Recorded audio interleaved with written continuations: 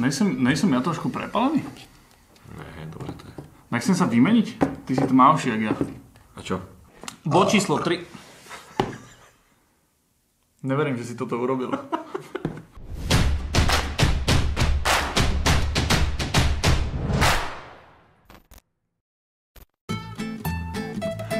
Vítajte pri tomto úplne spontánnom videu, ktoré vzniklo na základe môjho predchádzajúceho, kde som teda ukazoval, ako sa stáva môj rig, ktorý bude mať na tento rok. Po prečítaní niektorých komentárov som si trošku uvedomil, čo som teda uznal, že áno, je to moja chyba, že veľa z vás tým veciam ani nerozumie. To znamená, že sme sa rozhodli spoločne s Maťom spraviť toto video, ktoré bude podľa mňa, že asi najzačiatočníckejšie pre všetkých začiatočníkov celého sveta. Dopredu, aby som povedal, toto videjko vám nepovie, že toto je presne ten foťák, ktorý chceš a ktorý si kúp. Skôr vás chceme tak naviesť, aby ste teda vedeli, na základe čoho si v podstate vy môžete ten konkrétny váš kus vybrať. Na úplný úvod by som potreboval rozdeliť dve veci, a to je, že foťák a kamera. Ak sa rozprávame o niečom takomto, tak veľa z vás to, teda myslím, že všetci to poznajú pod pojmom fotoaparát, lebo je to v takých rozmeroch, čo v podstate ono to pripomína klasický foťák, čiže máme ich tu tiež niekoľko, ale nie je to už v dnešnej dobe pravda. Áno, vie to robiť fotky, ale začali sa využívať kvôli práve svojim vlastnostiam, ktoré majú. Toto je na druhú stranu kamera, ktorá sme sa aj pred videom s Maťom zhodli, že fú, nepamätám si, má svoje zaradenie tá kamera. Áno. Ja úplne si viem predstaviť, že má svoju cieľovú skupinu, je to proste, že pre ľudí, ktorí nepotrebujú robiť fotky a chcú robiť iba videjko na dovolenku, tak je to klasika, že váš ocino si zoomuje na niečo a komentuje to, že... Martin, ahoj, povedz teraz, aké je more. Idete si robiť videjko z dovolenky, tak si kúpite. Áno, tak toto je ono. Pri takýchto foťákoch neuveriteľná výhoda, že viete meniť objektívy. Preto aj že postupom rokov sa viac dali do úzadia tie handycamy a začalo sa robiť s foťákmi, čiže to je ako keby že na doplnenie k tejto témičke. Bod číslo 1, to je v podstate cena. Musím začať práve týmto bodom, pretože veľakrát je to o tom, že naozaj sa ide po tej cene. Ja to beriem, nie každý si na začiatku môže hneď dovoliť proste telo za 1500 €, ale netreba od toho aj čakať, že to bude mať tie funkcie, ktoré tie profesionálne kamery. Čiže treba si tak rozumne v hlave určiť tento budget, že keď viem, že mám na to, dajme tomu, vyhradených 1000 €, tak musím to pozerať už aj s tým príslušenstvom, ktorý k tomu je. Čiže už s nejakým objektívom, s nejakou pamäťovou kartou. Ak chcem točiť videá, tak aj s nejakým mikrofónom, hej, aby ste sa potom nepopálili. Čiže treba si najskôr trošku preštudovať. To prvé, čo v podstate máte, čo je vlastne najdôležitejšie, je vlastne čip.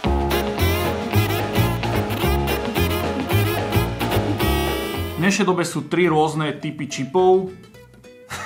Ja som čakal, že čakal som, že niekde v tomto bude nejaká nadávka. Máte teda 3 typy čipov, ktoré sa používajú. Je to ten malinký rozmer 4.3, potom je APS-C alebo Super 35 sa tomu niekedy hovorí, ten je vlastne väčší a najväčší, čo je ten najviac profit, to tak nazvime, je full frame. To je napríklad tá S1H lomeno A7S3, hej. Je to v podstate veľkosť čipu.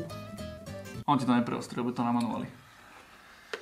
To je najzákladnejší parameter, od ktorého sa odvíja asi zvyšných 80% tej kamery. Sprosto povedané, tu platí tiež to pravidlo, že čím väčšie, tým lepšie.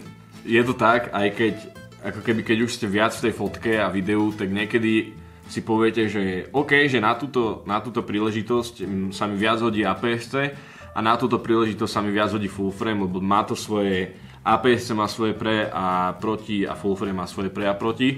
Len akože 3/4 čip, už o tom nikto nehovorí. Áno, 3/4 čip je v podstate najmenší, čiže má asi tie najhoršie možné vlastnosti, ktoré už v dnešnej dobe sa dajú akože nahradiť. Aby sme vysvetlili, že čo robí ten čip, čo si vy ako lajci prvé všimnete, keď robíte nejakú fotku, tak tá hĺbka ostrosti je pri full frame podstatne ako keby taká hutnejšia, krajšia, než pri APS-C alebo teda Super 35 čipe. To je ako keby taký najzákladnejší rozdiel v tomto všetkom. Bod číslo 3. A to je, že zrkadlovka lomeno bez zrkadlovka, alebo tzv. Mirrorless.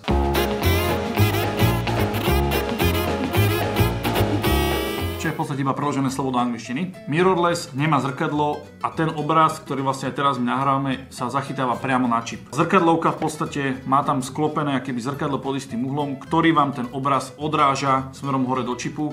A zaznamenalo to tak. Jediný rozdiel je to, že pri zrkadlovke je tam nejaký ako keby, že dá sa povedať, že navyše element, ktorý potrebujete, aby ste spravili tú fotku alebo video a pri bezzrkadlovke to není, že tá technológia išla tak dopredu, že vlastne to zrkadlo sa dokázalo odstrániť. Akože taká zaujímavosť, napríklad, že Canon úplne prestali vyrábať zrkadlovky. No, a čo Canon podľa mňa bol, že... Že v Canon je, že akože ambasádorom zrkadloviek, hej, a akože jedna z najstarších značiek, čo sa týka foťákov. Čiže to ako keby značí to, že ako kam sa bude smerovať budúcnosť. Asi najväčší rozdiel, čo v tom je, tu máte digitálny hľadáčik. Pri tých zrkadlovkách to v podstate funguje, že ten obraz, ktorý vidí to zrkadlo v odzokách, tak ten istý vidíte aj vy, pretože je to odrazené cez zrkadlo. Čiže pri tých digitálnych hľadáčikoch tam môže byť jemná, dajme tomu odchýlka, že niekedy máte kropnuté tie boky, hej, že nevidíte úplne a reálne máte to už digitalizované. Ale na druhej strane, ako keby vidíš už presne tú fotku, ktorú odfotíš. Bod číslo 3 a to sú megapixely.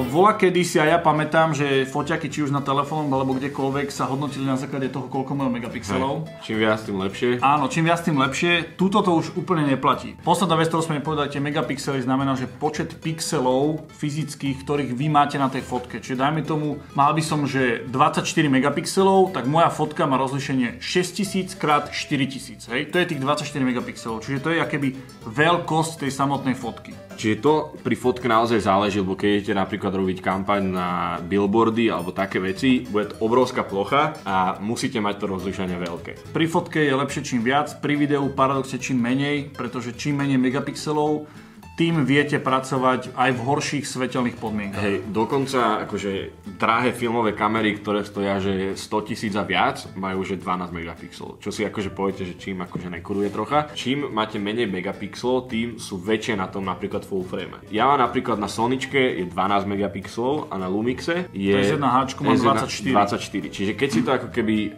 rozrátate, že ja mám že dvakrát väčší ten megapixel na rozlohe toho čipu, ako ho má Zedňo na tejto S1H. Čiže mne dopadá viac svetla na 1 megapixel ako pri tejto kamere. Niektorá si povedal Zedňo a to poviem strašne ľudí vôbec nebudú vedieť. Že ja mám takú prezývku. Na Zedňo? No Zedňo.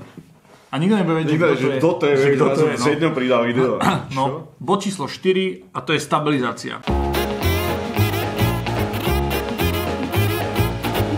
Stabilizácia je niečo, čo veľa ľudí akéby podľa mňa zanedbáva, že si to akéby neuvedomuje a na to video by som nazval, že je to až nevyhnutné, aby tú stabilizáciu to dané telo malo. Ak sa dá, kupujte vždycky telo, ktoré má stabilizáciu. Sú trošku drahšie, ale tá stabilizácia vám naozaj spraví v tom videu extrémne veľa. Teraz nečakajte, že keď budete mať stabilizáciu na čipe alebo stabilizáciu na objektíve, že zrazu tie zábery budú vyzerať ako z gimbalu. To sa v podstate nedá, aj keď akože už tomu pomaly tie kamery spejú, že gimbal v podstate bude nepotrebný, ale ide o také tie malé otrasy, ktoré dokážete ako keby rukami robiť a hlavne pri dlhších sklách, ktoré tou stabilizáciou v objektíve alebo v kamere odstránite.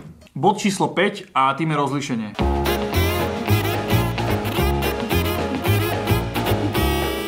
Ja som si tak všimol asi 4 roky dozadu, 4 už možno 5, prišiel taký nový pojem, ktorý sa volá, že 4K. To bolo všetci, že musíš mať 4K. To musí, ty nemáš 4K telku? Čo si blázon, to prečo? Že vieš, že máš krásny obraz. A pritom neexistuje ani jedna televízia, ktorá by vysielala ten program 4K. Normálne, že teraz dáš, že vedľa seba na obraz dajme, že 4K a Full HD. Či si to ľudia všimnú. No, teraz to vidíte, že neoznačené sú tie zábery a tipnite si, že ktorý to je. Dáme vám čas. Keď máte, napíšte do komentu a teraz tam dáme, že čo je 4K a čo je Full HD. Som zvedavý, že koľkati ste tipli dobre, lebo v podstate v dnešnom svete, kedy jednak akože YouTube robí kompresiu a jednak akože ľudia nemajú ako keby že tak dobrý zrak, aby si niekedy dokázal všimnúť, že čo je 4K, čo je Full HD a teraz, že čo je 6K a čo je 8K. Drevá väčšina ľudí pozerá či už YouTube alebo Facebook alebo kdekoľvek, alebo aj keď máte nejakú onlineovú televíziu, tak to pozeráte na tých telefónoch, ktoré nemajú 4K rozlíšenie. Takisto tablet nemá 4K rozlíšenie. Keď máte k počítaču monitor, nie všetci ho majú 4K, čiže preto napríklad aj táto kamera S1H, keďže má možnosť točiť 6K, tak som si vlastne tak úplne uvedomil, že ja to ani nemám na čom strihať. Čiže ja sám neuvidím ten 6K záber, pretože iMac, ktorý mám, má rozlíšenie 5K. Paradoxne áno, toto video nahrávam v 4K a nahrávam to pre môj dobrý pocit. Ja si musím odgoogliť. Pre nás, filmmakerov, sú ako keby tieto rozlíšenia len takou dopomôckou pri editácii videí, aby sme boli viac flexibilní, mohli sa s tým viac hrať a stále nestrácali tú kvalitu kvalitného Full HD obrazu. To 4K mal proti klasickému Full HD 4x toľko bodov. Čiže by si vlastne... pomyslel, že 2x, ale nie je to 4x, pretože je tam 2x taká dĺžka a 2x taká výška. Čiže vlastne máte 4 štvorce. Presne. Čiže keď sa zoberete takto, počkaj, čo chcem spraviť? Takto? Čo robím? Toto je vlastne Full HD, toto jak vidíte. Áno, ale to môžeš v pohode vyznačiť v postprodukcii. Poďme na bod číslo 6 a to sú FPS-ka.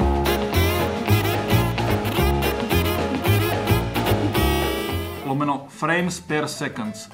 To znamená, že koľko obrázkov, nazvime to sprosto, koľko obrázkov za sekundu vám vie tá daná kamera spraviť. Aby som to uvedol na pravú mieru, lebo veľa z vás to má keby tak popletené trošku v hlave, aspoň teda čo som čítal nejaké komentáre. Neznamená, že čím viac FPS, tak tým je to lepšie.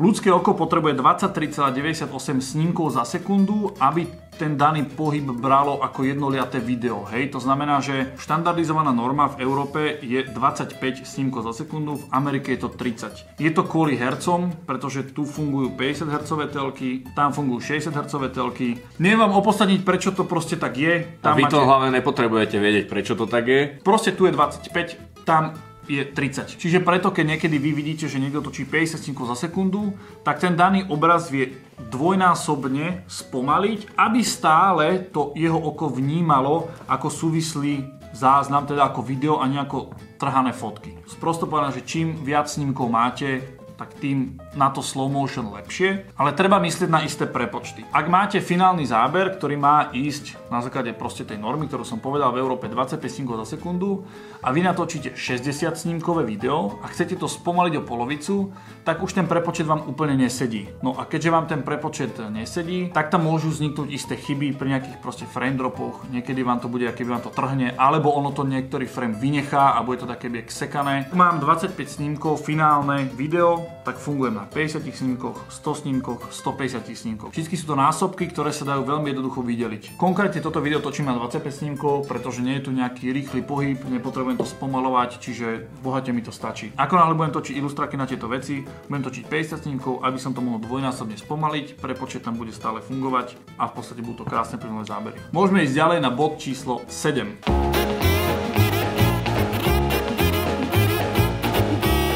Takto sa ukazuje sedmička, keby si nie takto.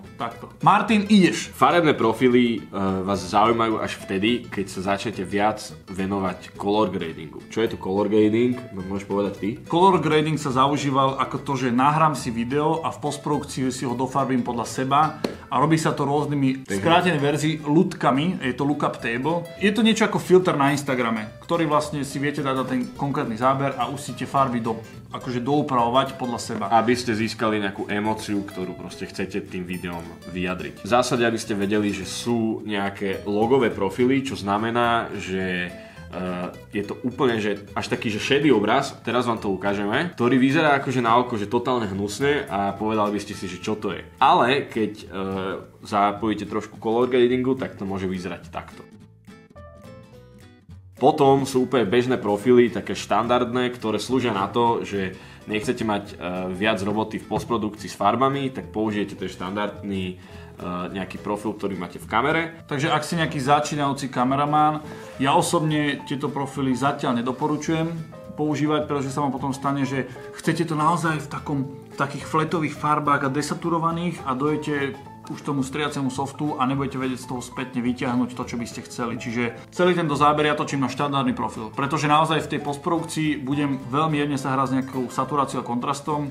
Nepotrebujem z tej proste modrej farby spraviť, alebo teda tyrkysovej spraviť fialovú, zo žltej spraviť červenú. Nepotrebujem sa s tým hrať. Preto je to tak nasvietené, aby to tak ostalo. Čiže nie vždycky je to nutné v podstate takýmto spôsobom nahrávať. Môžeme ísť ďalej a to je bod číslo 8.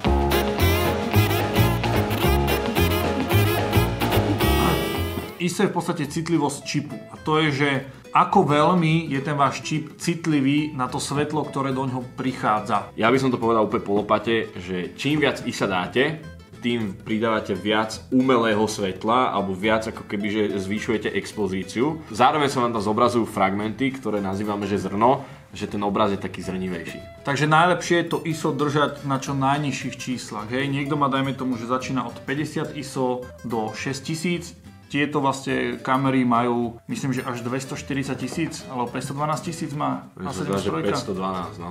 Ale reálne z toho použiteľných je, dajme tomu, že do nejakých 16-20 tisíc. Potom už naozaj to zrno je tam, že zbytočne veľké. Teraz podstatná vec, ktorá sa odvíja práve tým čipom. Pri tom najmenšom 4-trojkovom čipe môže byť už šum pri 1200 ISO. Pri APS-C, ktorý je väčší čip, bude ISO, dajme tomu, pri 3200 ISO. A pri full frameoch, ktorí majú najväčší čip, tak bude to zrno až, dajme tomu, pri 12 000. Čiže to je výhoda, lebo čím máte väčší čip, tak tým je akoby menej náchylný na toto zrno. Môžeme ísť ďalej a to je bod číslo 9.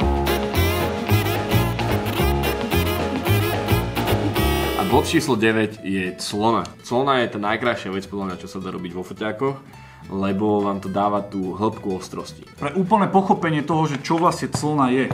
Vy keď sa pozriete do objektívu, tak vidíte tam ten otvor.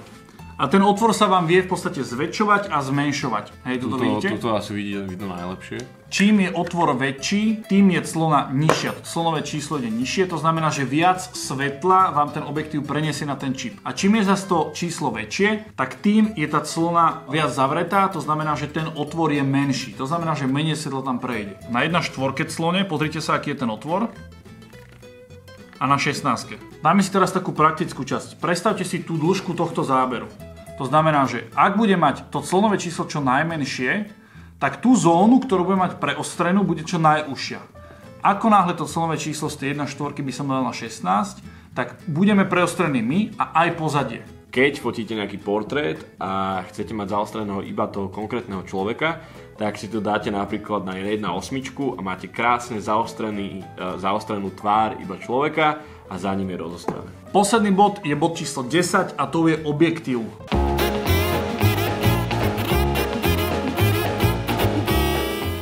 Veľa z vás mi aj písalo teda, že počúvaj, čau, chcel by som začať. Bráško, začínal s točením, aký objektív si mám kúpiť? Áno, na toto nie je úplne žiadna finálna odpoveď, pretože podľa mňa neexistuje objektív, ktorý by dokázal spraviť všetko. To je to isté, jak keď si dáte proste celoročné gumy. Nebudú zlé, ale nebudú 100% ani v zime, ani v lete. Keď nám napíšete, že chcete si kúpiť jeden objektív a nech je čo najuniverzálnejší, tak vám s vysokou pravdepodobnosťou povieme, že 2470 v podstate je jedno od akej značky, sú drahšie, lacnejšie, ale 2470 je asi najuniverzálnejší objektív, aký si môžete kúpiť. Každý objektív má svoje parametre. Tým hlavným parametrom je, že je určený pre istý typ čipu. To znamená, že či už je to full frameový, Super 35 APS-C alebo 4-trojkový, hej. Ak by ste dali APS-C objektív na full frameový čip, tak by ste tam mali takú hnusnú vinetu, pretože je to objektív, ktorý je robený na úplne iný čip. Ale niekomu sa to môže páčiť. Neviem síce komu, ale môže. Ďalší taký hlavný parameter je vlastne mount. A to je, že ten objektív je robený k nejakému konkrétnemu telu podľa samozrejme značky. Čiže ak tu mám L-mount, tak ho nedám na Soničku, tak ho nedám na Canon, pretože Canon má iné uchopenie. Potom sa rozdeľujú ešte objektívy na pevné a zoomovacie, čiže v podstate viete si meniť tú ohniskovú vzdialenosť. Ten ďalší podstatný parameter je práve tá ohnisková vzdialenosť a to je, dajme tomu, začíname na čísle 8, čo je najširšie, až po, dajme tomu, čísla, že 600, to je v podstate najbližšie. Ono to znamená, že od koľko milimetrov začína váš objektív vnímať ten konkrétny obraz. Čiže v podstate čím je to číslo väčšie, tým ste k tomu danému predmetu bližšie. To znamená, že teraz mám 14, asi to zoomnem, a teraz mám 24. Toto je v podstate princíp, ktorým to funguje. Ďalej tam máte tiež podstatné číslo, to je clona. Môžete sa vrátiť do toho predchádzajúceho bodu, kde sme hovorili presne o tých clonách, že čo to v podstate znamená. Ďalšia ešte vec, ktorá je stabilizácia. Výhodou tých objektívov, ktoré majú stabilnú stabilizáciu je, že naozaj ak to aj zazumujete na tú vyššiu ohniskovú vzdialenosť, tak ten obraz stále ostáva pomerne stabilný a nemáte tam také tie šejky a ten obraz je o mnoho krajší a použiteľnejší. Takže toto bolo 10 hlavných bodov, na základe ktorých si vy viete vybrať ten váš prvý foťák lomeno kameru. Alebo by som povedal, že veci, na ktoré dávajte zreteľ, keď si vyberáte objektív alebo foťák, ktorý si chcete kúpiť. Pevne verím, že sme vám týmto videom dopomohli a vysvetlili také tie parametre, ktoré má tá samotná kamera lomeno foťák. Ak sa vám takéto videjko páčilo, určite hoďte like, hoďte aj odber, ako tam ešte nemáte, pre možno nejaké ďalšie naučné videá. S Maťom máme ešte pár vecí naplánovaných. No a zapnite si zvonček, aby ste nič nové nezmeškali a spoločne s nami sa mohli učiť nové a nové veci. Maťo, ďakujem veľmi pekne, že si tu bol. S radosťou. Podľa mňa ma Maťo veľmi doplňal. Takže ďakujem ešte raz a vidíme sa opäť niekedy na budúce. Čaute.